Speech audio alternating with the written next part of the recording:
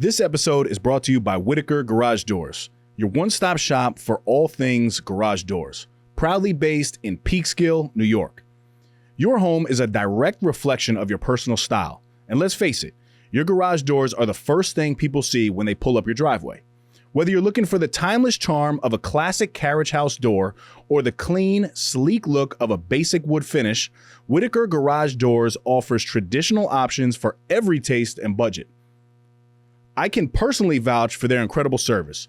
When I had my own garage doors done, I was blown away by their timeliness, professionalism, and overall respect for their clients.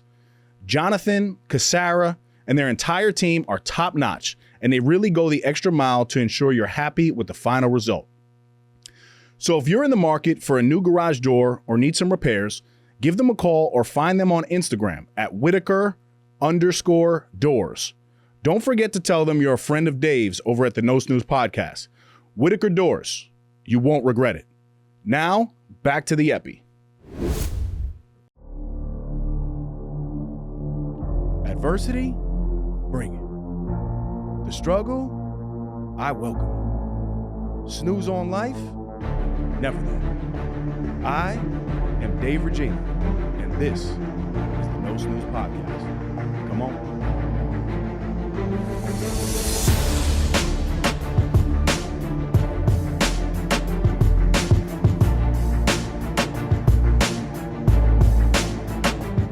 Welcome back, No Snooze Podcast, episode 242. As always, I'm in the booth. We got a great three. We have DJ StephCakes, Claudio the Voice Valenzuela, and I am Dave the Body Regina. DJ StephCakes is a powerhouse on the turntables and one of the hottest DJs coming out of New York. From rocking the airwaves on Power 105.1 to performing at major events with brands like Spotify and Tidal, she's built a reputation for bringing unmatched energy and a great vibe. She's toured with artists like Meek Mill and carved out her own lane in a male-dominated industry, breaking barriers every step of the way. Today, she's here to share her journey, the grind behind it all, and what it really takes to own your space. Steph, welcome to the podcast. What's up? Thank you for having me today. Absolutely. I like to always give context, though, on how, I met the guest. So shout out to Hannah. Yes, from we love Sir, Hannah. Right? Yes. You got good skin, girl. Thank you. Shout out to Hannah. And yes, me and CV were joking backstage. Can you give us a little introduction on how you typically open up your airwaves real quick to make it official on the podcast? It's your girl DJ StephCakes, tu bicochito favorito, live and direct. We here, baby. Let's get it. Tu bizcochito. Tu bicochito. Bicochito. Bicochito favorito. Perfect. You feel me? I like that. We were talking a little off air too. And you grew up, Yonkers, which we'll get to, but a lot of running around on Dykeman, which I did in my 20s. Mm-hmm. I mean, I'm surprised I didn't run into you. Well, we were probably in the same space. I think so. If you ever saw the white boy with the big obnoxious chain on, probably a fitted real low. Then when I felt nice, I turned it to the back, maybe up to the side. I was running around crazy. That was a while ago though. But I loved connecting with you, and I'm excited to get to know you a little bit more. I'm excited to share. Yeah, and actually, before we get started, you came bearing gifts. You know what I'm saying? You brought this little fire emoji here, which was super dope. So this is actually a 2-in-1 pillow. Correct. So as I'm looking at this, I see pillow. But talk to the people, let them know what it is as I transform this bad boy. For sure. So, I like to bring that heat everywhere I go, and I travel a lot. So I was like, you know what? I need to make a different type of pillow. I'm tired of buying all these pillows at the airports. And boom, I made this 2-in-1 Cakes pillow, which transforms into a neck pillow. So when you're traveling and you're on the go, you want to put that around your neck. You could also put things in the pocket that it has. So I like to fit my passport in there, my wallet, my phone, my charger, my headphones. You would be surprised how many things actually fit in there. And once you're done, you stuff that right in the pocket. Yeah, do I need to stuff now? You can stuff it in, Yeah. And boom, you got yourself this a neck pillow. This really is genius, though. And not for nothing, I'm kind of tight that you didn't come last week because you were apparently sick. But, your boy actually left here and got on a flight, Steph. So I could have used this last week. I know. But listen, your next trip, you're ready now. Right now I'm ready. But this right here, where can everybody pick this up? You could find it on my site, piecesofcakes.com. Or you could hit me up on Instagram at DJ StephCakes, and I got you. I like that. What sparked that though? Like the Honestly, business brain behind that. I'm not gonna hold you. I saw something very similar to that, and I just wanted to make it my own, which is why I made the flame shape, since that's also in my logo. And I was very determined to make that happen, and I'm happy with the results. Very cool. Thank you. So growing up in Yonkers, I grew up not too far, right down the road in Mount Vernon, New York. Right, I mean, I could literally throw a baseball from there. What role did I guess music play?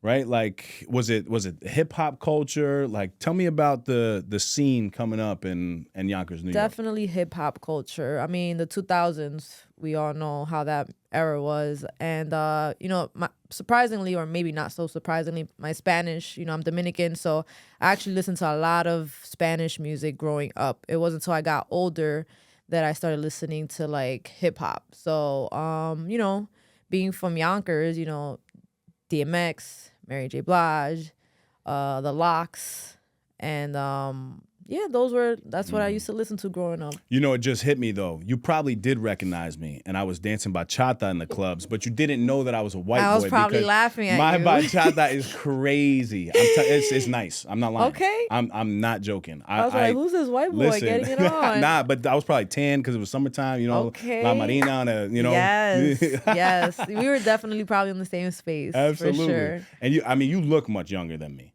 but I don't know how. I'm actually 34. 34. I'm 35. I'll be 36. Look at that. But you listen, I'm not gonna lie to you. You look about 10 years younger. Thank you. And not that I look old or anything, but sometimes the people tell me I look a little older than I am. No. Sorry. You like a man. I got it. Let's go. Steph. You know what I'm saying? You like a man. Now we're talking. Talk to me about your childhood a little bit. Really, anywhere you want to go with that question.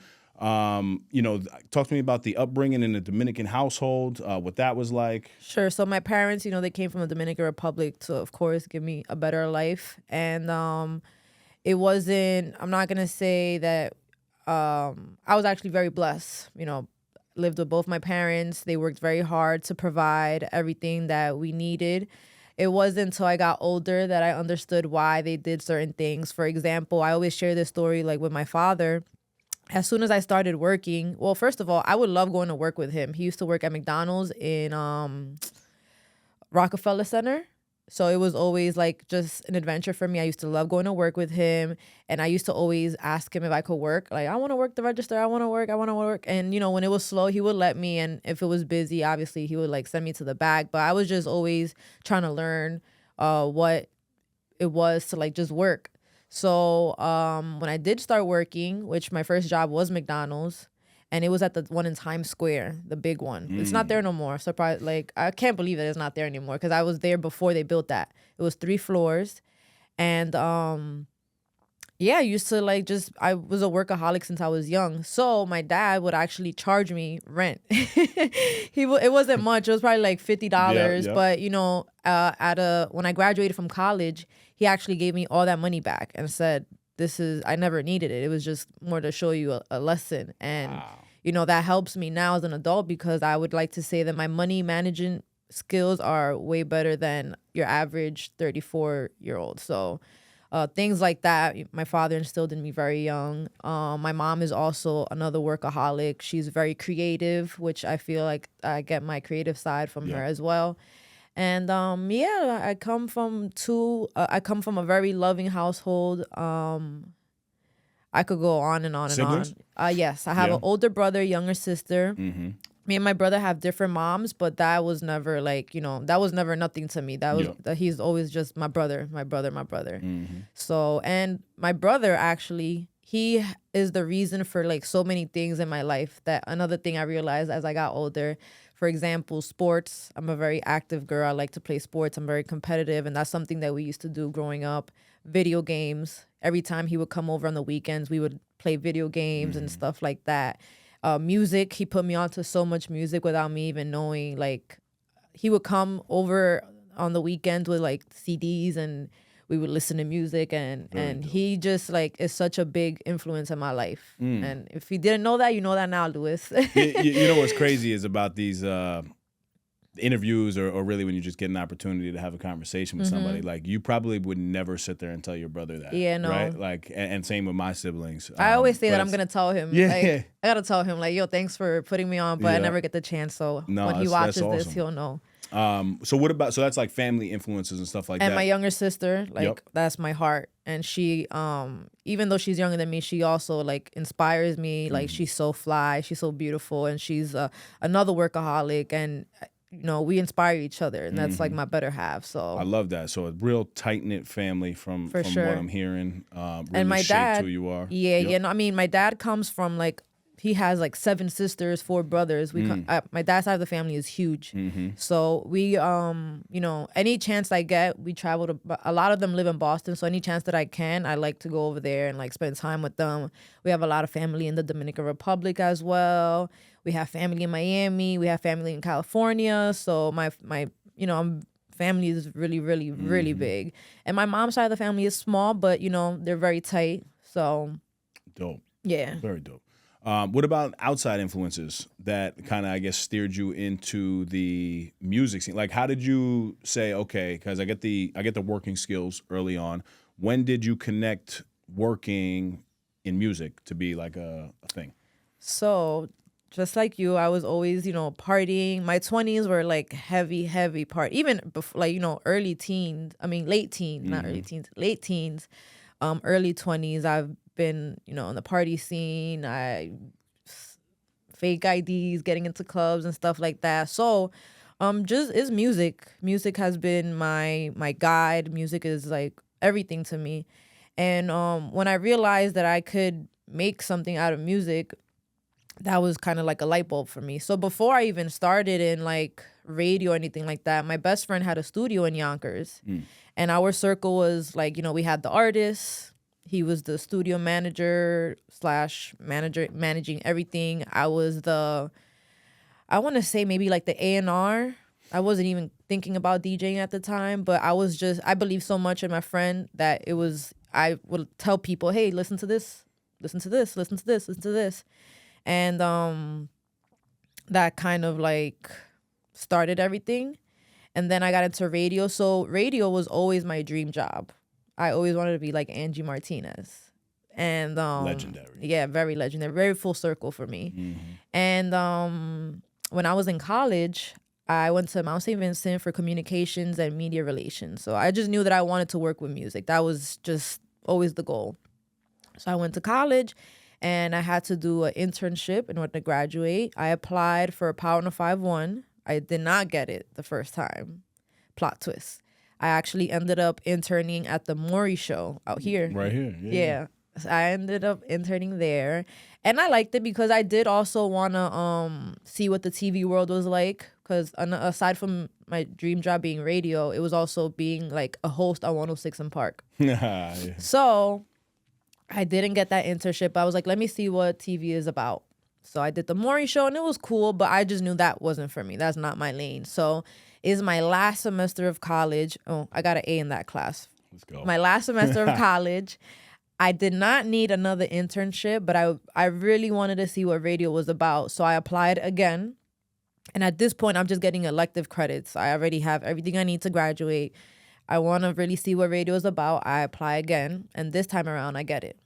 So it's great. I love it. I was working with Cherry Martinez. Still not thinking about being a DJ. But, you know, that idea of DJing is like, okay, this is something I might be interested in. As I'm interning there, I do actually get a deck, a controller, and I start playing around with it, but I don't really know what I'm doing. And I'm just, you know, messing around, trying to figure things out. Eventually, my friend, DJ Frank Roth, shout out to him. He was an intern too, and I would just love watching him. And I was so fascinated. I'm like, yo, I think I could really do this. And then shout out to DJ Primo from Yonkers. He literally took me to his apartment and taught me like the main things, the not the fundamentals, but yeah, the main things that will probably get me past, you know, maybe a party one day. And he was DJing at a spot in Yonkers one time. And he's like, yo, just hop on real quick. And again, I still don't really know what I'm doing, but it sounds good and people are loving it. I'm interning at the radio station now. And the internship ends, right? I got another A in the class. But I didn't feel like I absorbed everything that I needed in that short amount of time. And I almost feel like I don't want to say I took it for granted, but again, I didn't network to my best ability. I didn't, rub shoulders the way that I should have. Mm-hmm. So I graduate and I'm like, yo, I still want to do this. So I end up making a fake school letter so that I could intern again at Power 105.1. Do they know this? No. Oh, okay. Oh, do they know this? Yeah, they probably know now. Yeah. Nothing they could do about it now. But I did that, and that was the best thing I did because I really took that chance right there. I took it full speed. Like, I did not miss no opportunities. I rubbed shoulders with everybody I had to.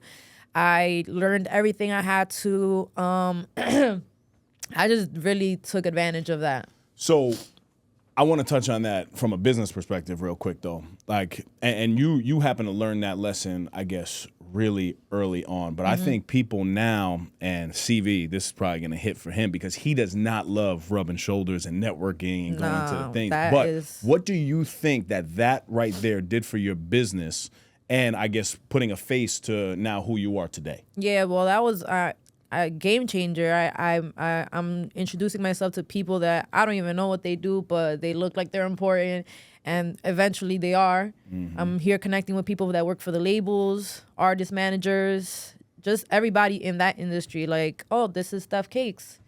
I don't even think I was still StephCakes, but I wasn't DJ StephCakes. Mm-hmm. That was like my Twitter handle, StephCakes. So, yeah, I'm just like, how can I help? That was always my thing. How can I help? What can I do for you? Like, what do you need?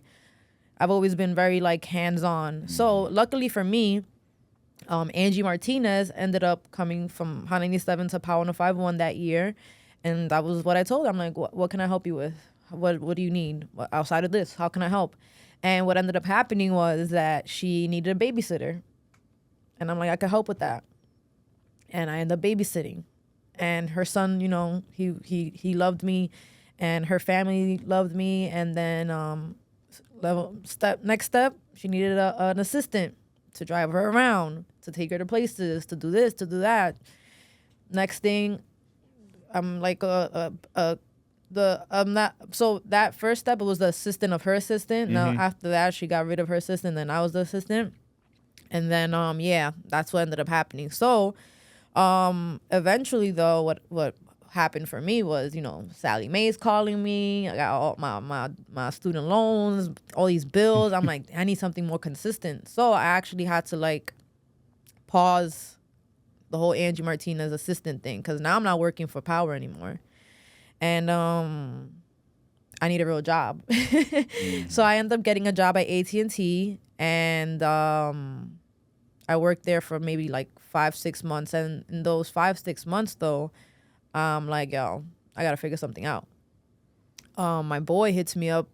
My best friend, shout out to Flo, she had a game night uptown, and every Wednesday was like where everybody was at. And it was like her 1 year anniversary, and she was like, I want you to DJ the 1 year anniversary. I'm like, what? And the house DJ for that party, he was like, come, I got you. I'll show you everything, give you music, blah, blah, blah, hook up your laptop, the whole shebang. Shout out to DJ Bones. And it was over after that. But to go back to the whole networking thing, like, people just were familiar with my face. Mm-hmm. They saw that I was everywhere. They just like, they couldn't believe the work ethic, and that's really what spoke to everyone. Yeah. They're like, how's she here? How's she here? How's she here? How's she here? So networking is so, even to this day, like I'm always trying to, I tell myself I gotta get back out there more, mm-hmm. because I've been so like locked in at home that I haven't been like outside like that. But networking is so, and I tell that to everyone, like networking is huge. It's like so you just never know who you're gonna meet. Right. And even like at my gigs, you never know who's there. Like sometimes I'll have people that I didn't know where they're like, yo, like you're killing it, blah, blah. And it's like, a manager from somewhere or like a owner of something, and then you get hired. To yeah, literally, that's exactly how it happened. So, and then fast forward back, I left AT&T after a few months because I took DJing full board after that one party, the game night. After that party, people were like, hey, are you available this day, this day, this day? I'm like, yeah. But now I'm coming into AT&T looking like a zombie because they don't want to give me the weekends off. And it got to a point where I had to pick one. So this is where I go to my father, who was very, very, very strict. I did not mention that at the beginning. My father is so strict. I had a curfew till I was like 20. And I asked him, I was like, look, this is what's going on. I can't do both. AT&T is not trying to like, help me out. And I really love this DJing thing. Like, it's going so well. I'm making a good amount of money. I have to pick one though. And what do you think? And I thought my dad was going to say, stay with AT&T. You got a good job, 401k, the whole shebang. He said, do whatever makes you happy. If you're happy and you think that you can maintain yourself with DJing, then do the DJing thing. And that's when I knew, I'm like, oh shit. Like, I'm going to do this because, again, I wasn't expecting my dad to support that. Yeah. I was expecting him to be like, no, stay on this route. This is safe. This is guaranteed money. This is what you got to do. Mm-hmm. And I, at the end of the day, I want to make my parents happy. Right. So I might have still tried to do both if he told me to stay that lane, because I loved music so much. But I'm so happy that he supported me in that. So shout out to Dad. I mean, yes, it sounds like big shout out an to extreme Dad. goal. Number one supporter. What I'm seeing now, even in my journey as a parent, though, how important it is to raise your children the proper way. And when I talk to people now, I listen. And from what I'm understanding, like, your parents were such a driving force, because nowadays the world is ugly out here. It really is. It doesn't matter what side you sit on. I mean, it is just bad. But the one thing that you can control is, how you raise your children and the influence you have on your nieces, your nephews, and all of that stuff. So I just want that to, really set in for people, because it's great to hear somebody like yourself where you are today, and you're, attributing so much of the success back home. Everything starts at home. Like, even, my dad growing up, I didn't understand, we used to go on camping trips. My dad's a very spiritual person. And I would not understand why this man is hugging trees in the middle of the forest. You know what I'm saying? Like, but now I get it. He's very big on energy. And I get that from both my parents. Like, they're both very spiritual people.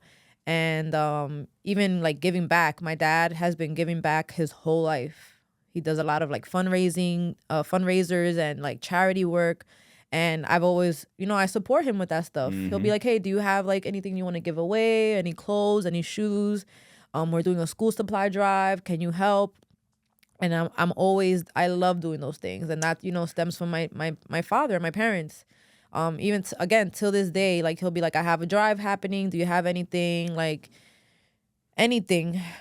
So put a pin in that right there, just to give context. After Hannah connected us, you actually came to the local community center to Correct. drop off, a bunch of extra donated items and school supplies for the kids, which were all handed out, by the way. So thank you so much. But that's interesting for you. That was one of your events, Correct. right? So you've really taken what Dad instilled in you early, and Correct. you do a lot of fundraising events for the community as well. It's a big part of you. Yes, I love that. Like, I'm really big on giving back. Even like, we could go back to my early, like, when I first started DJing, we my best friend, who's like my partner and everything, Ovi, we've done like pizza parties where we give out pizza in the middle of a party. We've done school supply drives. We really like give back for real. So shout out to my dad for instilling that in me early. Even with like, all my gadgets. I've always been a gamer, like I mentioned before. My mom will be like, oh, your cousin's in DR. They want a PlayStation so bad. And you have one. I'm just like, okay, here you go. Even now, I'm like, I really miss my Switch. But like, Yeah. somebody is probably using it way more than me. So, it's fine.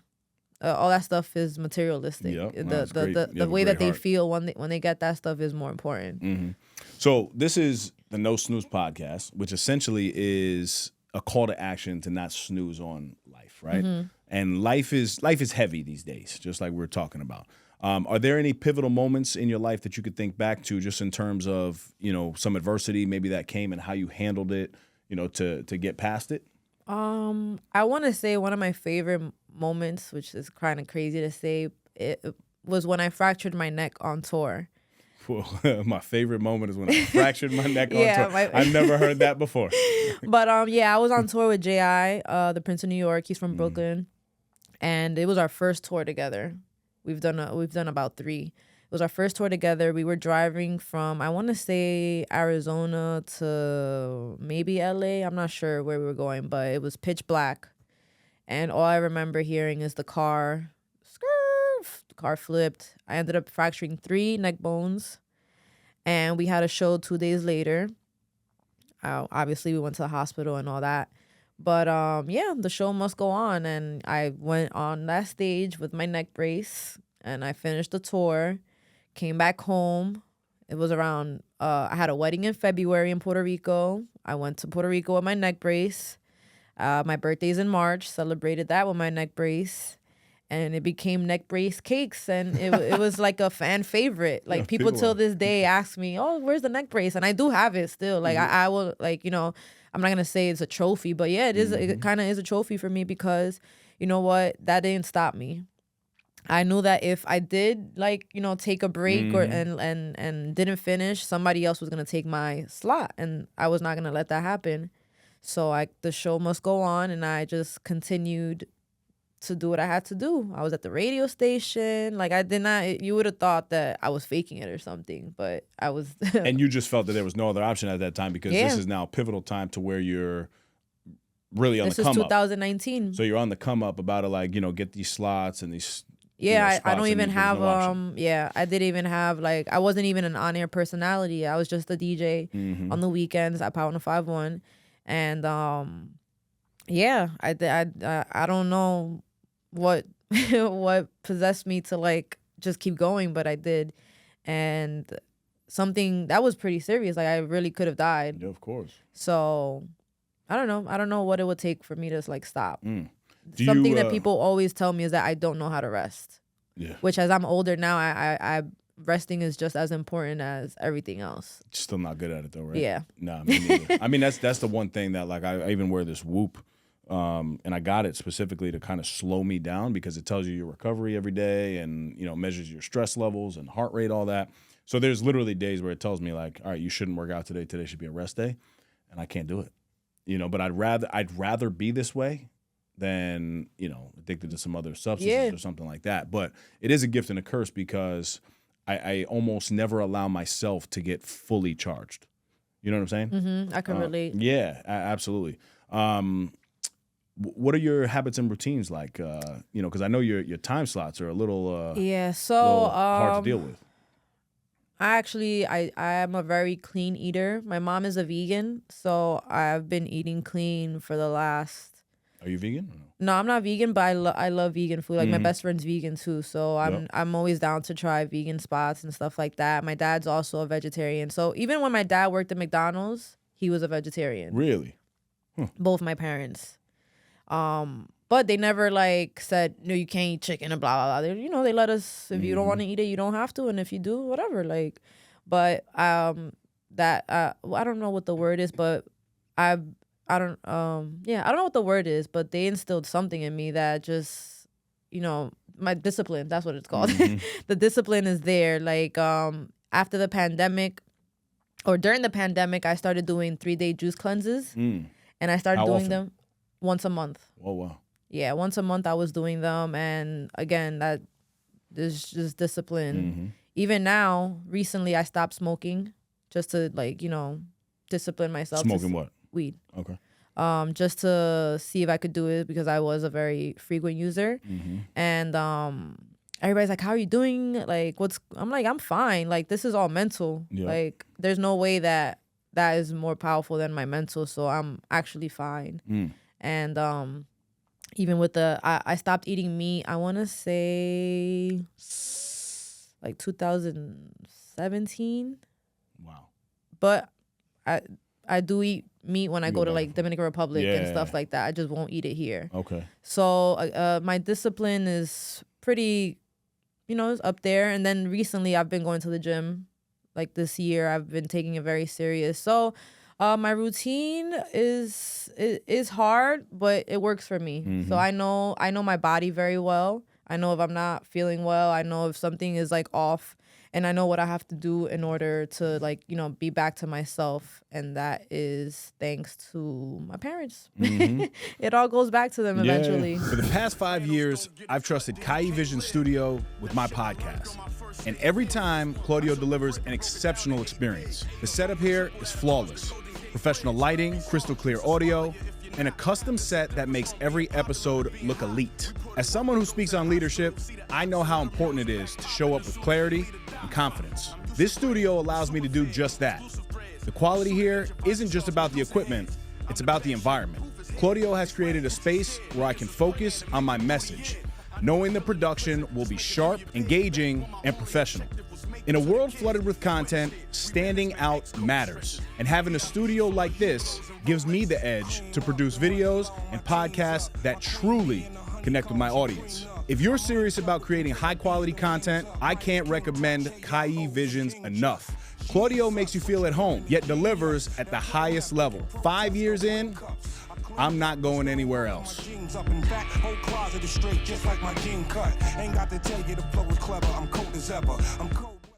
And now, athletics, right? You're big into flag football? Yes, right? Very, very big on flag football. Yeah, that's cool. That's actually something typically you started don't really hear, for I guess, female adults, right? Yeah. So my first time playing flag football was in high school, my junior year.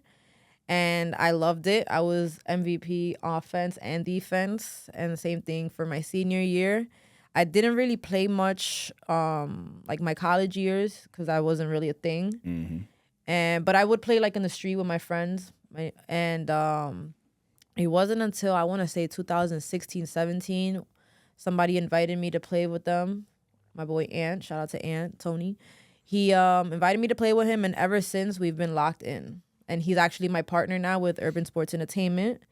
And it's just, I love it. You guys compete, leagues, yes, all of that, right? We've been doing leagues and one-day tournaments. We've played like one-day tournaments at MetLife. We're in a couple of leagues now. I mean, listen, I'm a little envious because anytime I get on, so I'm a big competitor. Any sport, I mean, literally to the point, like I play my kids on my block. They're 5 years old, ranging to probably 15 years old. I will never let them win, even if it's my daughter. I don't care. I'm winning.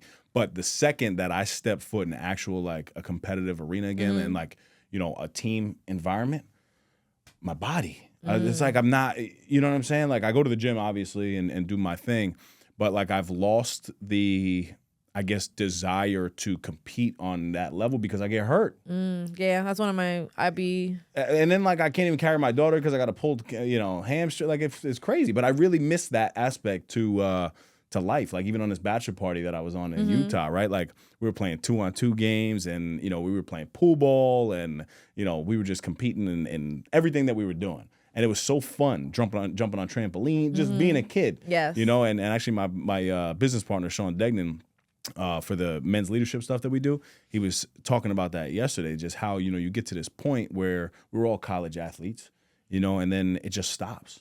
And for a lot of people, it can almost be depressing because you no longer have that environment. I love that you still are doing that. Yeah, no, that really is like my therapy. Like even when I'm not playing, I'm like, man, I miss playing flag football. And then, it's a chance for me to hang out with my friends. A lot of my friends play flag football. And I'm a sore loser, so I don't like losing. Me too. I'm horrible. And I love playing flag football. I'm happy that I got to play. Right now I'm playing in 3 different leagues. So I'm playing Friday, Saturday, Sunday, and I might start playing Thursdays out here in Harrison. So just something I really enjoy and make sure I make time for, because I would like as we get older, we do have to make time for the things that make us happy. And flag football makes me happy.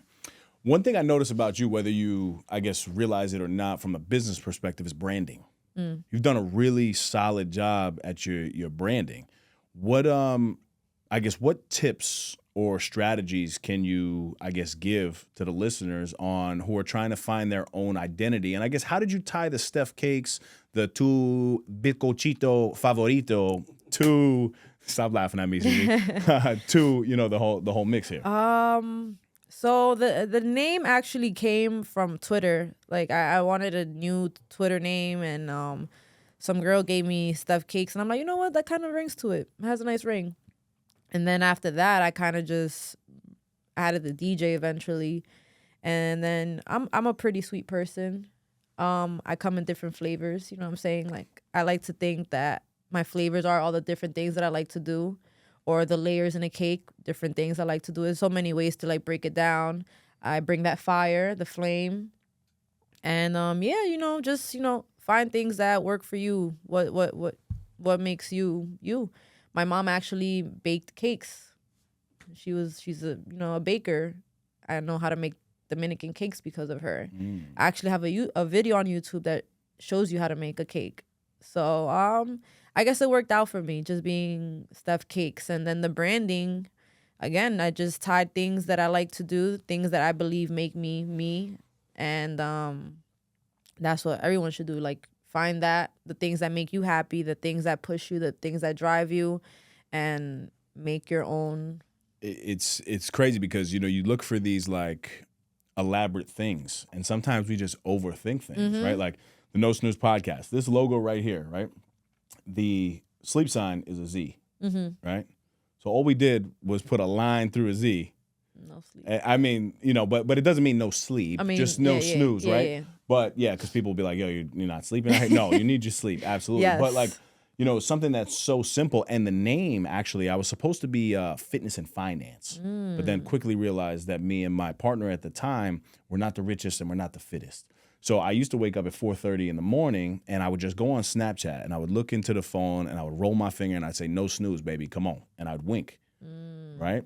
And it wasn't the fitness and finance that people would repost, but the people who were waking up at 4:35, 5:30, they would hashtag no snooze back to me in the Snapchats, right? Remember how you could send that? So then my business partner, he was like, that's it. And I was like, that's stupid. And he's like, no. That's not stupid. That's great branding. And he was always one step ahead. Shout out to Mike Pirelli. And also, like, the first thing you see in the morning is that snooze button. True. So then it became a thing, like, all right, people now start thinking when they see the snooze button, they're like, damn, I don't want to hear Dave in my ear. Like, yo, no snooze, baby, come on. You know what I mean? So, like, everything that I'm noticing now, it really has a personal story to it.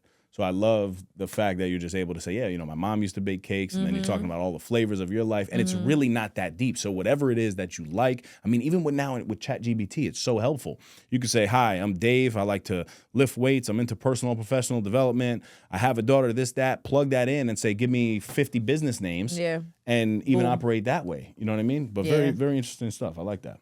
Thank you. Young women, right? I guess looking to break into any male-dominated space.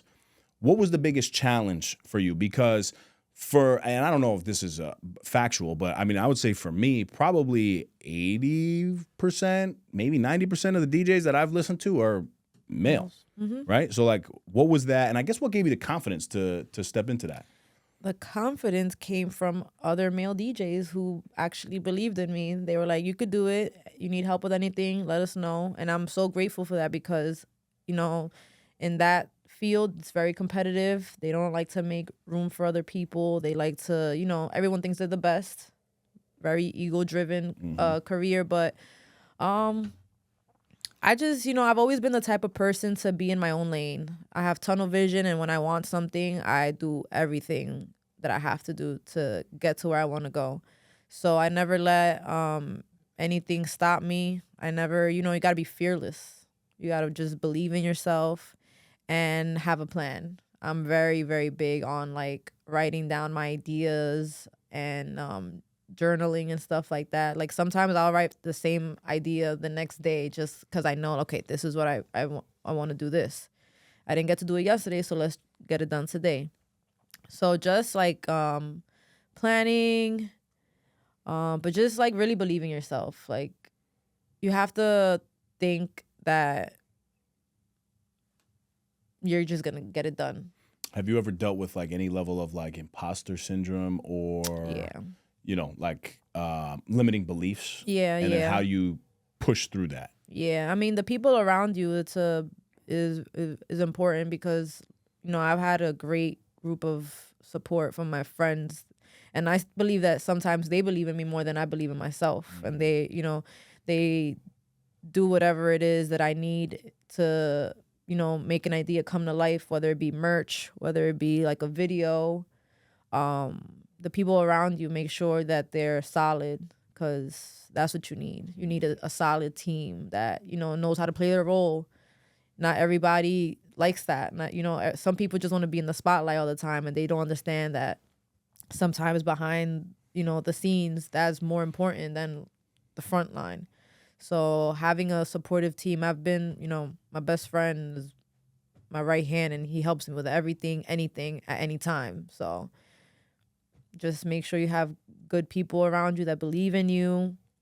And if they don't, you got to get rid of them. And it hurts sometimes, but you got to do what you got to do. What's the biggest difference? And I always ask DJs this, but like how are you able to turn, I guess, your business away from the personal pleasures of, like, especially being in the clubs, right? Like, I don't know if I would have ever been able to be a DJ because the amount that I was drinking and, like you could really get caught up. But at the end of the day, like I was talking to Scram about this a lot. And he's like, yeah, like, business is business, man. And like, sure. The DJs that do that, they will never be on top. Even Joey, Shortcuts, right? Like same thing. These guys are really intentional. They're very like about their business, and health and wellness is a major part of their life. So I'm curious how you were able to, I guess, turn on that business brain when necessary. Yeah, well, I had to learn things the hard way. Because I used to drink a lot, and I remember one time I got so drunk at a party that I forgot my laptop at the club, and it was probably like a Sunday, so Monday the club is closed, and I couldn't get my laptop. And luckily I knew the club owner. Well, his dad was, I knew my friend was working at the club, and his dad was the club owner, so I had to reach out to him like, yo, I need to get my laptop, like, please, like, let me know at least that it's there and stuff like that.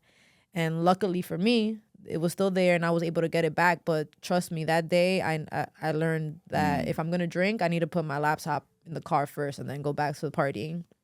Another thing I learned, I left my book bag in my car one time after the radio station. I went to go eat real quick to celebrate. I think it was International Women's Day. I went to celebrate, maybe 20 minutes. I go back to my car, broke into my car, and stole my laptop bag.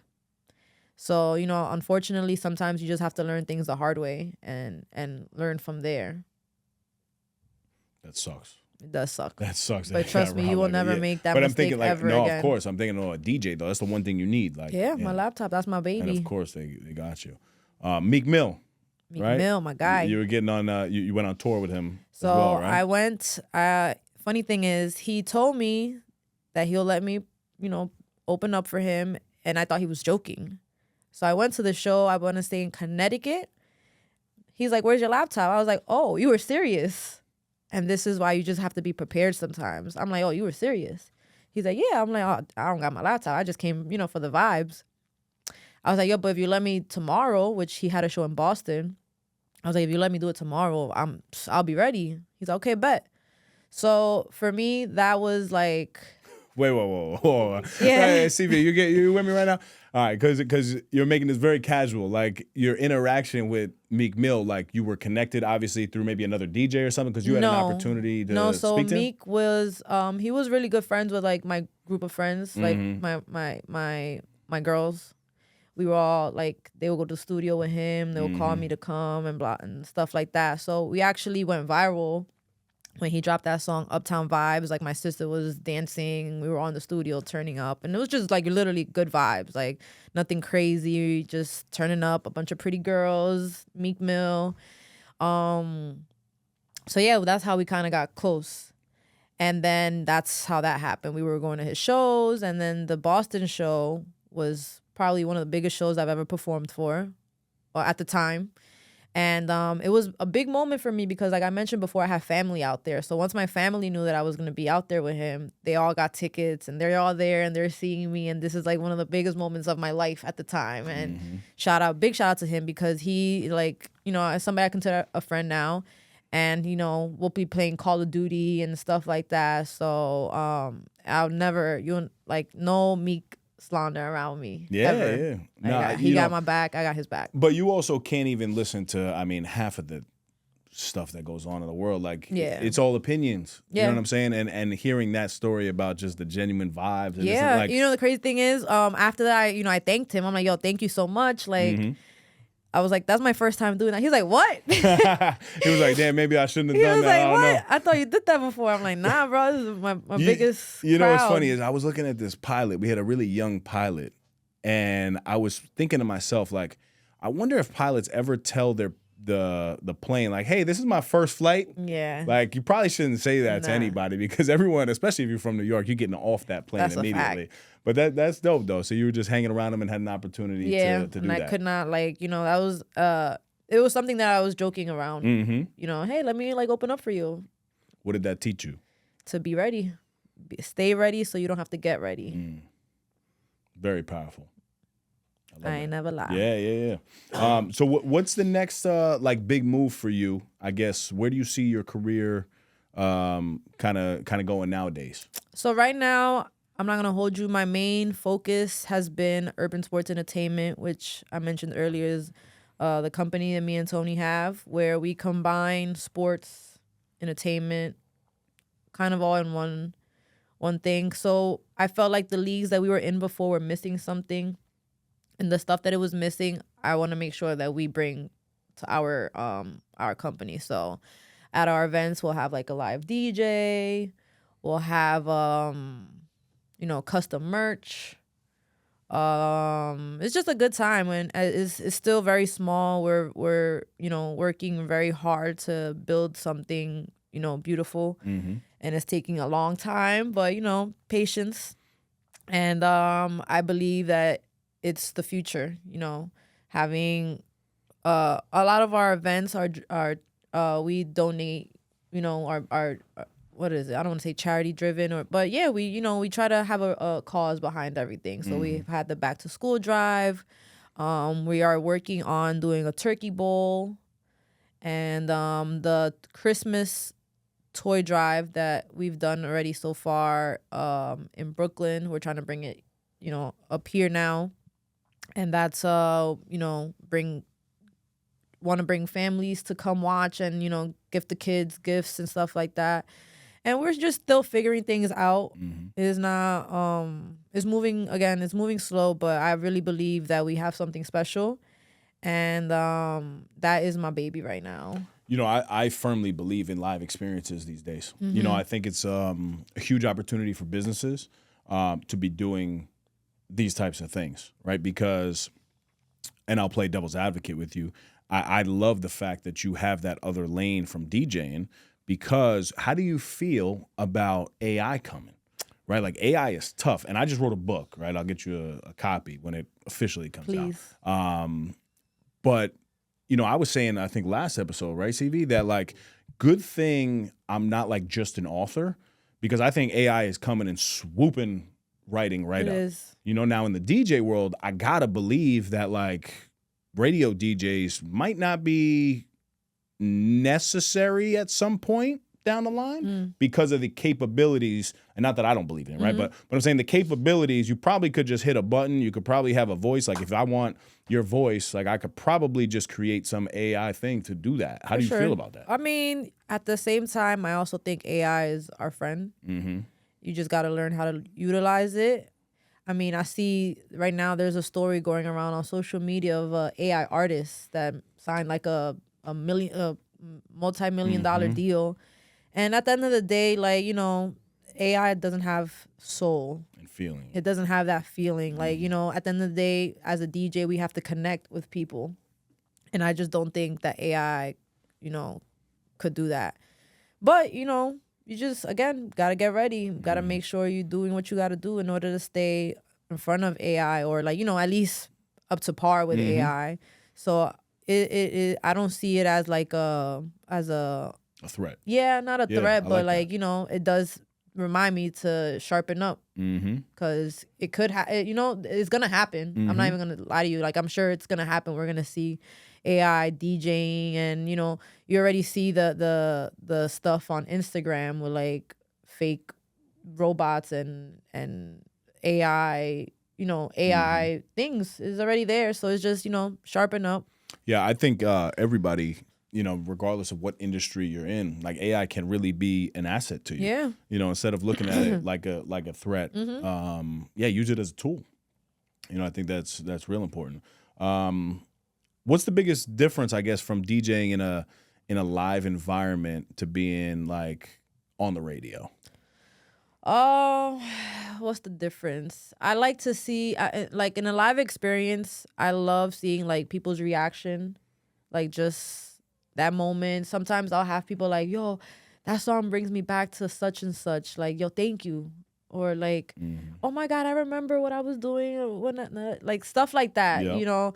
And then radio, you're just trying to keep people like tuned in. You want to keep them, you don't want them to switch that button. You want to keep them there. And it is different because at the end of the day, radio is a business as well. So there's certain songs you have to play and stuff like that. Whereas in a live event, you're creating something to please the crowd.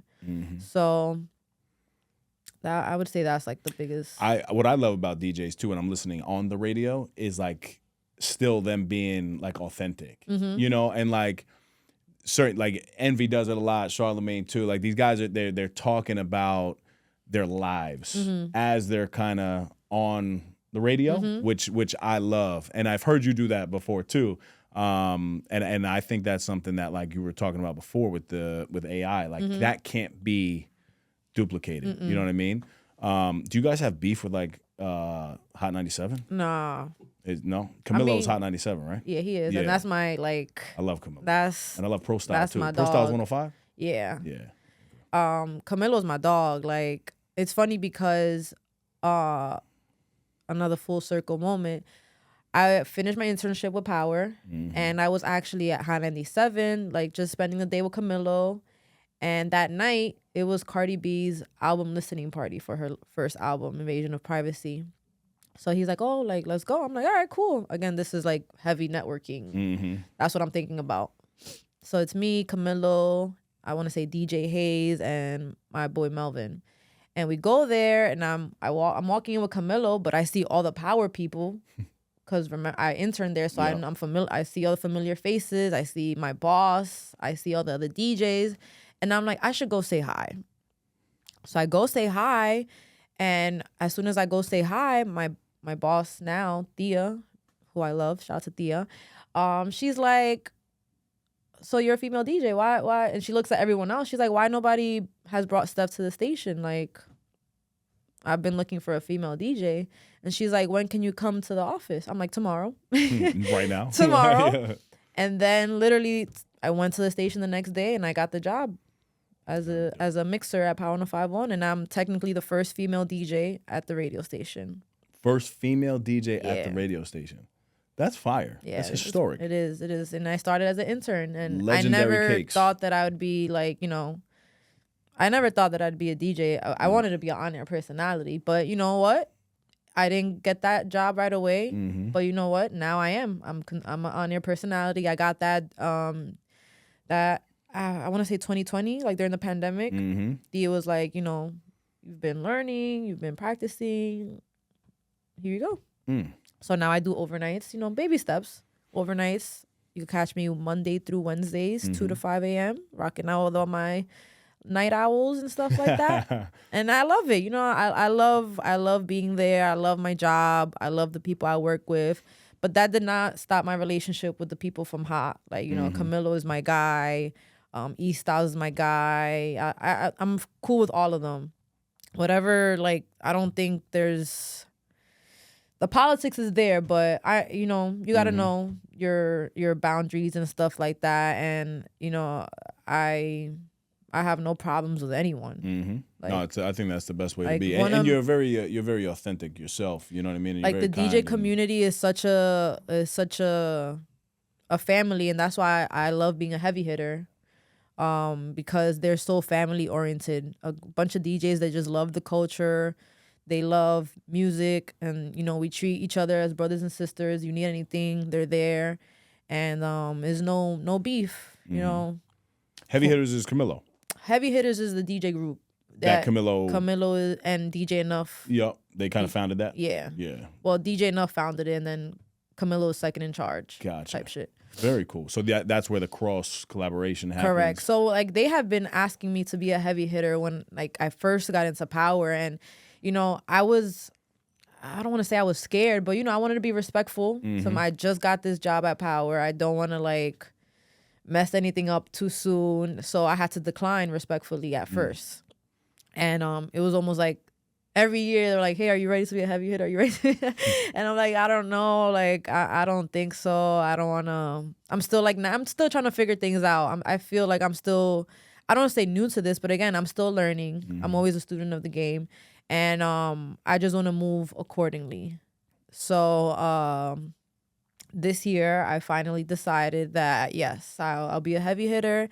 And I felt like it was just like the perfect timing. I was, the other people that were inducted as a heavy hitter this year was Frank Roth, Mm-hmm. who I mentioned was the first person that helped me when I was at Power, and Rick Rock, who I would go to the club. So if he was on the flyer, I'm gonna go because he was my guide. I can't remember how we met, but me and Rick Rock, we had like a lot of mutuals, and then he's just an amazing DJ, like amazing, like for sure top 3 for me at least. That's dope. So the fact that I'm joining with them is just like, you know what, like, yeah, Very cool. let's do it. Nah, I like that. What would you say is I guess a life lesson, right? Because you said before that you sometimes have to learn things the hard way, right? Mm-hmm. What is another life lesson for you that you now know to be true that you can kind of, help the younger generation as they're coming up? Another life lesson. I used to struggle a lot with, and it was so simple, but just smiling to people. Seriously, like I think because of my beard, it comes off a little bit more intimidating to people. I can see that. When I started shifting that, right, and realizing, because although I look this way, I don't feel this way internally, right? Like I used to be really skinny, so I kind of see myself like that. So that little gesture right there is something that I'm always talking to people about, and even still, I catch myself sometimes with a grill on people, and they're like, yo, don't. I'm like, nah, man, it's love. I'm good. But like just those little things I think are more important because we always talk about the big lessons of being respectful, and you got to be disciplined, you got to be consistent, this and that. But, even for me, when I went to Utah, right, I was telling you about like how New Yorkers were just rude. Like you go out to Utah, everybody is saying hello to you, everybody's kind. I was telling Steph the story that like we went to the gym and it was like 3 or 4 of us. And before I could even say anything, they were like, yeah, man, like you're cool. Like you guys can just use the gym. I'm like, you don't need my ID. You don't need my security card. You don't need $50 for the day pass. They're like, man, go ahead. No deposit. And it just reminded me of just how important it is to just smile at people and be welcoming. You know what I mean? And especially in business too. So if there's something that like pops for you, please share. You got me there right now. I mean, I don't know. Be yourself, man. The minute you try to be anybody else is downhill because you got to keep up with whoever it is you're trying to like either copy or make believe that you are. So the minute you're yourself is like your best bet. Like you just got to believe in yourself and just be yourself. I don't know. No, I love that. I mean, listen, there's so many different things that you can say in that moment, right? But for you, when I'm talking to people, I want to know the thing that hits for them. Yeah. And what speaks to me is exactly what you just said because you're living that. Yeah. Right? Like you are you. So like, being a female DJ, they expect you to like, have heels and like makeup and full glam and that I tried it because, that's what people want. But that at the end of the day, that's not me. Like I like to be comfortable. Like some days you'll catch me all dolled up and stuff like that. But I'm just a chill girl. I'm just a chill girl, and I'm here to do my job at the end of the day. So I don't know. Just be true to yourself. I love that. Just be true to yourself. Yeah. Do what makes you happy. Don't do what like other people think. What's your favorite song of all time? My favorite song of all time. Sheesh. Of all time? Wow, that's hard. But like, my favorite artist is like Big Sean. Big Sean is your favorite artist? Yeah. Really? Yeah. Wow. And one of my favorite songs of his is like Paradise. And I just feel like he just raps about dreaming and chasing after your dreams and I don't know. He's just my favorite artist. I love listening to Big Sean. I'm a big R&B person. My favorite song of all time. Sheesh, you got me there. I think mine would be probably More Money, More Problems. That's a good one.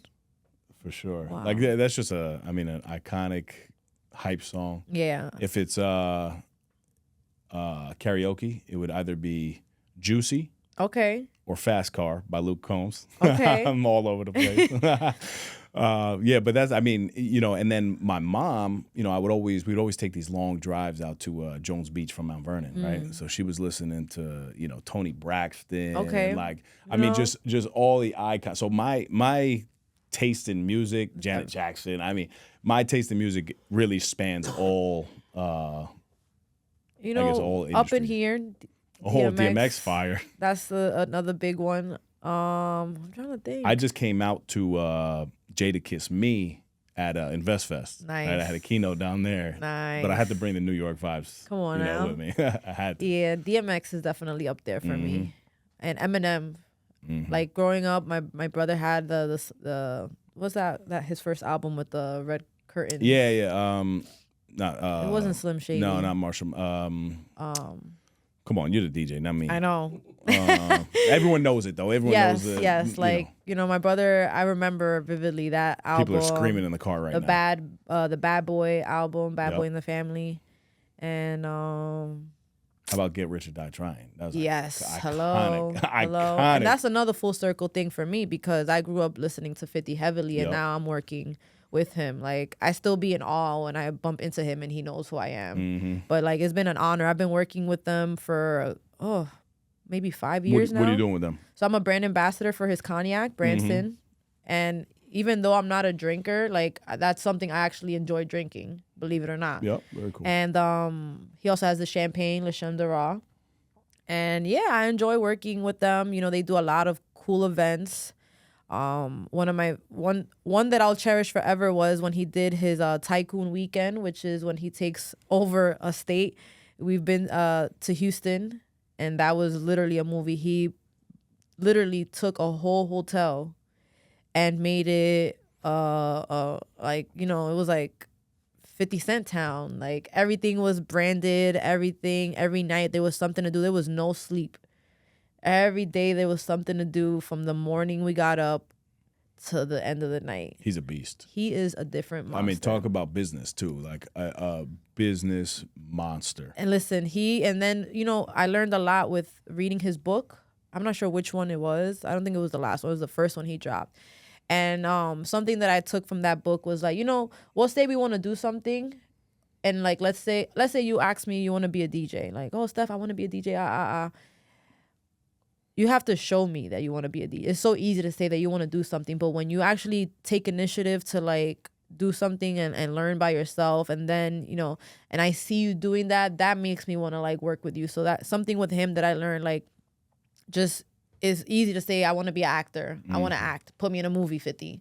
But if he sees me already doing it, I have a way better chance than like me begging to like get a role or something. So it's really an honor to like work with him and just, learning what I could, like as a branding, monster that he is. And he's somebody that's not just a rapper. He is a businessman.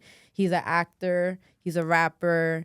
And, I aspire to hopefully be as successful as him. Nah, he's a great storyteller too. I had the opportunity of being down at InvestFest last year, and he was one of the keynotes down there. Yeah, no, he's just different. Yeah. And again, like, for someone that doesn't drink as often as before, like I do enjoy trying all the different types of ways to drink Branson. Like, doesn't have to be just like a club thing. Sometimes when I'm home, I'll have a drink and I'm like, just chilling, something light.